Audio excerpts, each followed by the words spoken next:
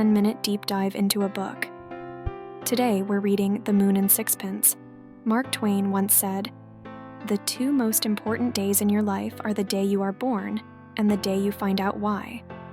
In 1883, at the age of 35, Gauguin found his life's mission. Unwilling to continue a mundane civilian life, he resigned from his 4,000 francs a year position and chose the uncertain path of an artist. Despite family opposition, at 38, he even severed ties with his family, seeking a life of seclusion. Gauguin lived in poverty, but his paintings became incredibly valuable after his death. His When Will You Marry sold for nearly $300 million in 1892, setting a new high for art pieces. The writer Maugham, after touring Gauguin's life on Tahiti, created the bestseller The Moon and Sixpence, based on Gauguin. The book has been translated into over 60 languages and is popular in 110 countries. Maugham's work makes us realize that if we do not follow our inner voice in life, we may never find true happiness. Maugham is a master storyteller, and his works reveal various aspects of human nature, such as infidelity and moral conflict in The Painted Veil, and the struggle between the mundane and human nature in The Razor's Edge. The story of The Moon and Sixpence makes many uncomfortable because it challenges traditional views, showcasing human selfishness and determination. This discomfort stems from our attachment to fixed values, forgetting that life is diverse and free, not a single path. Strickland was originally a stable-income, respectable stockbroker, but he chose to pursue his artistic dreams. For 17 years, Strickland worked hard to support his family and achieved socially recognized success. He was always a loyal and honest man, uninterested in literature and art, leading a typical civilian life. However, his wife was keen on associating with writers and artists, finding her husband quite dull. For years, Strickland selflessly provided a superior life for his family, allowing the children to grow up carefree. The whole family thought this life would continue indefinitely. The father would grow old and retire, and the children would inherit their way of life. But unexpectedly, Strickland developed a strong interest in painting and even started attending training. Although his wife thought it was a trivial hobby, she even felt it was prestigious for her husband to become an amateur artist. One day, Strickland suddenly left home, leaving only a letter stating that he had decided to separate from his family and would not change his mind. People speculated that he might have eloped with another woman, as there was no reason for him to give up his existing happy family life. Especially since he was already 40, his wife found it hard to accept and wanted him back, but didn't want to face him herself, so she asked someone else to find Strickland. When found in a shabby house, he was accused of abandoning his family, to which he retorted that he had supported them for 17 years. When asked why they couldn't support themselves, he even suggested his young wife remarry and revealed his true reason for leaving. He had heard the call of destiny to paint. Although he had no painting foundation and was already old, starting anew was undoubtedly a high-risk gamble, but he was determined. He had a respectable social status and a happy family, yet chose this tumultuous path. He passionately explained, "I must paint, I can't resist. It's like someone falling into the water. Regardless of their swimming skills, they only have two choices: struggle or drown."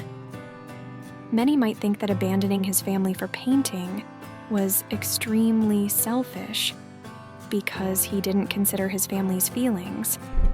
But if he had really considered his family, perhaps he could have tried balancing work and learning to paint. But is that really possible? Heaven and worldly ideals are difficult to coexist, and one cannot pursue two completely different goals simultaneously. Strickland could certainly try to balance work and painting, but the outcome might be completely different. If painting affected his work and reduced income, his wife would blame him, And if work hindered his painting, he would feel inner torment, just as Gauguin faced hardships after choosing painting, even being looked down upon by his wife's family, ultimately leading to a broken family. People always seek perfection, but it's hard to have everything. Strickland was determined to devote himself to painting, so he chose to give up everything. This behavior might be hard to understand in others' eyes, but for him, he was just following his inner dream of painting. He didn't know if painting would bring wealth, but he knew he had to paint because it was a call from his soul. Despite being fully committed to painting, Strickland's life fell into hardship.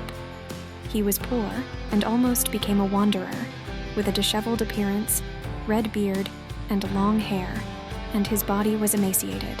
His clothes were worn out and full of patches. This was the price of pursuing his dream of painting. He chose painting not for pleasure, but in response to an inner call. He was indifferent to external evaluations, the comfort of life, or even the market value of his works. His only goal was to present the images in his mind. For the sake of painting, Strickland abandoned his family and his previously good life. The future was full of uncertainty. In his critical illness, with no one to care for him, Struve, appreciating his talent, took him home and carefully nursed him. After recovering, Strickland took over Struve's studio and unceremoniously drove Struve out, using the studio himself with a clear conscience. He had a violent temper and was rude to others, yet Struve's wife hopelessly fell in love with him. She eventually committed suicide because of him, and he felt no guilt. The desperate Struve chose to return to the countryside, while Strickland began to wander, ultimately ending up on Tahiti. On the island, he married a pure girl, Ada, and thus obtained a relatively stable living environment and ample time to paint. Ada also bore him a child. When asked if he regretted leaving Europe and choosing the path of painting, he firmly stated that he was willing to spend the rest of his life there. When further asked by friends if he ever felt bored or lonely, he responded, "My poor friend, you obviously don't understand the world of an artist." On Tahiti, Strickland probably experienced the most comfortable life after leaving home. He focused on painting here and completed the most important works of his life.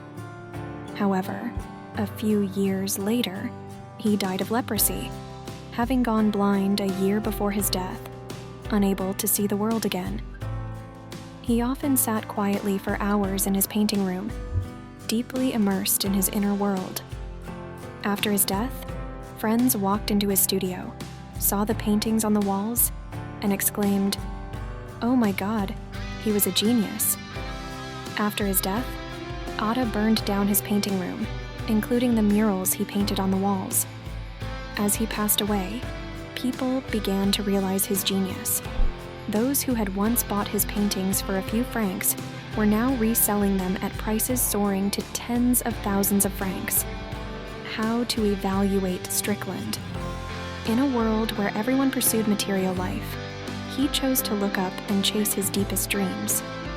This behavior might not be considered noble or great, but it at least showed his courage.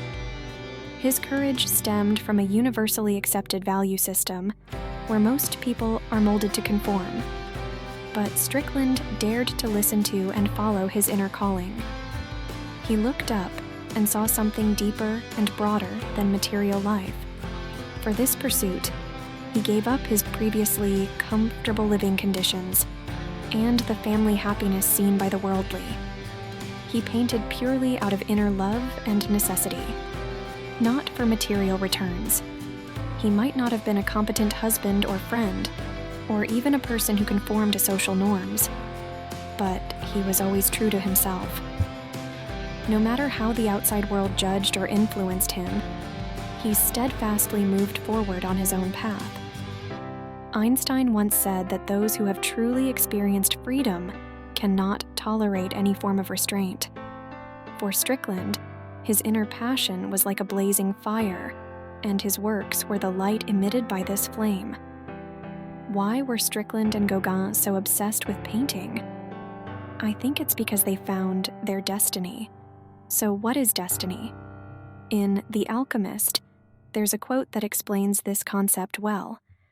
Destiny is what you have always wanted to accomplish in your heart. The book also mentions that everyone knows their destiny when they are young. Everything seems clear and full of possibilities then. They dare to dream and eagerly anticipate all possibilities in life. However, as time passes, an invisible force gradually convinces people to start doubting their ability to fulfill their destiny. Strickland realized his destiny.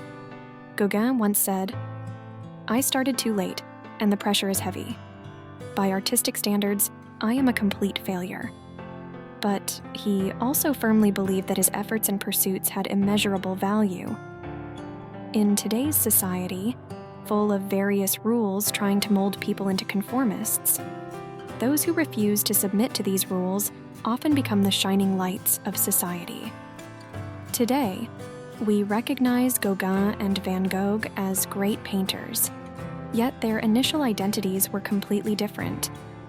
Gauguin was a high-paid broker, and Van Gogh was an art dealer. They could have lived enviable lives with high salaries, but they chose painting and took a different path. Gauguin left his family for art, and Van Gogh's choice even made his mother feel ashamed. Gauguin lived a life of poverty, and Van Gogh's life was even more difficult, relying entirely on his brother's support to make ends meet. They did not foresee that they would become great figures. However, they both bravely chose a different path, one full of challenges and loneliness. They defied convention and stood out. On a practical level, this path might lead to hardship, but on a spiritual level, it pointed to paradise. Their paintings are undoubtedly outstanding art treasures, but more precious is their choice and pursuit, reflecting the noblest part of the human spirit, the pursuit of beauty, thought, and freedom, daring to go against the tide of the times. While reading The Moon and Sixpence, I found phenomena similar to our current society. Strickland's persistent pursuit of his ideals is not understood by people because most are busy pursuing material interests. They consider his abandonment of a comfortable material life to be foolish and absurd. Therefore, Strickland's departure is seen as selfish and self-centered. Strickland's wife said that if he had eloped with another woman, he might have been forgiven. But leaving to pursue painting meant he could never be forgiven. Later, she set up a studio, hired 4 typists, and lived quite well.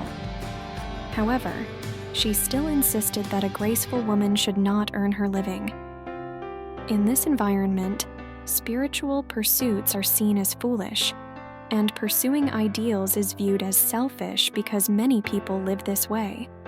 Therefore, they expect others to live the same way.